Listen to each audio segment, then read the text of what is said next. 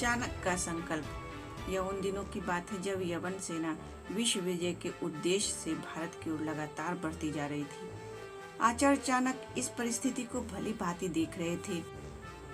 वह भारत को लूटते हुए नहीं देखना चाहते थे, इसलिए उन्होंने उस वक्त के शक्तिशाली और विस्तृत साम्राज्य के राजा धनानंद से मदद मांगने के लिए दरबार में उपस्थित हुए। कहो ब्राह्मण, तुम कौन हो और कहां से आए हो? महाराज, मैं तक्षशिला का आचार्य चाणक्य हूँ। कहो किस लिए आए हो?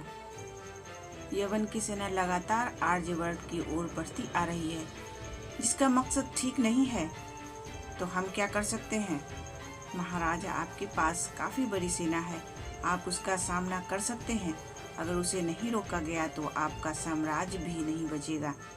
इस तरह की बातचीत दोनों के बीच हुई, जिसमें धनानंद अपने लोभ और अहंकार से बाहर नहीं निकला और आचार्य चाणक्य के भरे दरबार में बेइज्जती करते हुए लात मारकर बाहर करने का आदेश दिया।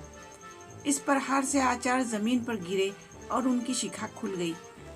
उस खुली शिखा को दिखाते हुए उन्होंने भरी दरबार में संकल्प लिया, मैं यह शिखा तब तक नहीं बांधूंगा जब तक मगध साम्राज्य की गद्दी पर कोई योग्य राजा ना बैठा दूं। और ऐसा ही हुआ। उन्होंने कठिन परिश्रम और योग्यता से बेहद छोटे से आदिवासी लड़के चंदू को योग्य बनाकर चंद्रगुप्त मौर्य के रूप में स्थापित किया। उम्मीद करती हूँ ये कहानी आपको पसंद आई होगी। इस कहानी पे आपकी क्या राय है हमें कमेंट करके ज़रूर बताएं। कहानी पसंद आई हो तो लाइक और शेयर करना बिल्कुल भी ना भूलें।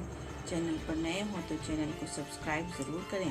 कहानी पूरा सुनने के लिए आपका बहुत बहुत धन्यवाद दोस्तों।